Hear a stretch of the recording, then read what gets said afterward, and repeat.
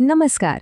ચાલો આજે ગુજરાત સરકારની એક ખૂબ જ મહત્વની યોજના વિશે વાત કરીએ, જેનું નામ છે કુંવરબાઈનું મામેરું યોજના. જો દીકરીના લગ્નનો ખર્ચ ઘણા પરિવારો માટે આ એક મોટી ચિંતાનો વિષય હોય છે, ખરું ને? મનમાં સવાલ તો થાય જ કે આટલો મોટો ખર્ચ કેવી રીતે પહોંચી વળવો? શું સરકાર તરફથી આમાં કોઈ મદદ મળી શકે? તો બસ આ જ સવાલનો જવાબ આપણે આજે શોધીશું.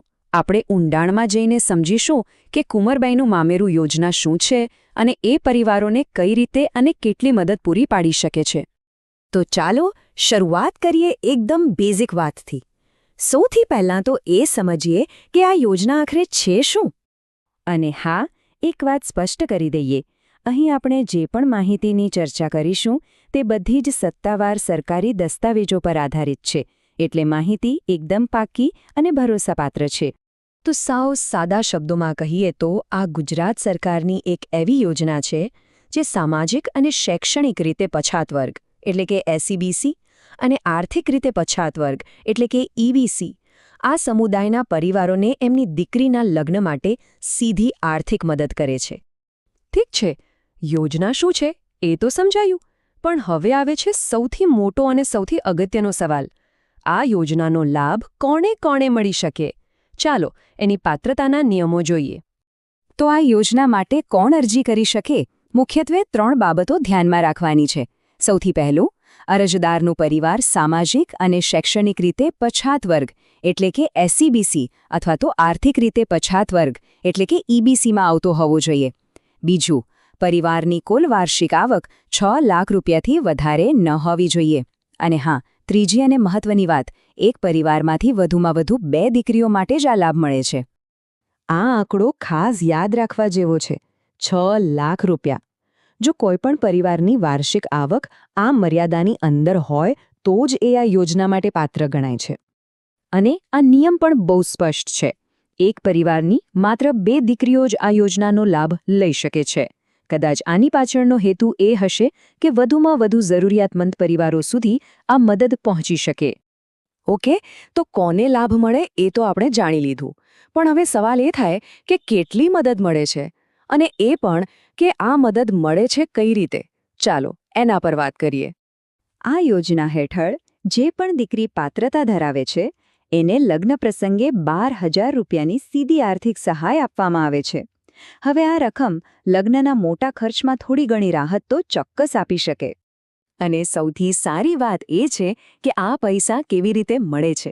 કોઈ રોકડા નહીં, કોઈ ચેક નહીં. આ સહાયની રકમ ડાયરેક્ટ બેનિફિટ ટ્રાન્સફર એટલે કે ડીબીટી સિસ્ટમથી સીધી જ દીકરીના પોતાના બેંક ખાતામાં જમા થઈ જાય છે. એટલે આખી પ્રોસેસ એકદમ પારદર્શક અને ફાસ્ટ રહે છે. ચાલો હવે થોડી પ્રેક્ટિકલ વાત કરીએ. માની લો કે કોઈને અરજી કરવી છે, તો કયા કયા કાગળિયા તૈયાર રાખવા પડે એની એક આખી યાદી પર નજર નાખી લઈએ.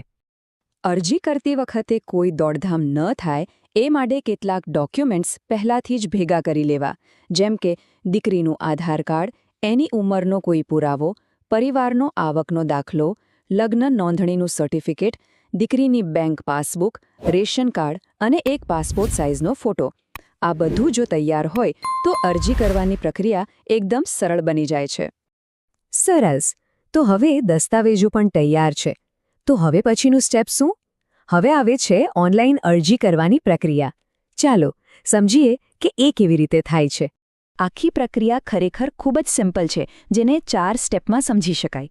પહેલું, ઈ સમાજ કલ્યાણ નામના સરકારી પોર્ટલ પર જવાનું.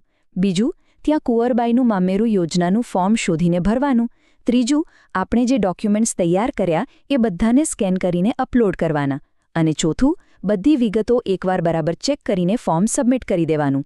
બસ આટલું જ. અને હા, આ એક બહુ જ મહત્વની વાત છે. આ યોજના માટે અરજી કરવાનો કોઈ જ ખર્ચ નથી. એનું ફોર્મ બિલકુલ મફત છે. આના માટે કોઈને 1 પણ રૂપિયો ચૂકવવાનો નથી. તો અરજી કરવા માટે ક્યાં જવાનું છે? બસ આ સત્તાવાર પોર્ટલ પર જવાનું છે, esamajkalyan.gujarat.gov.in.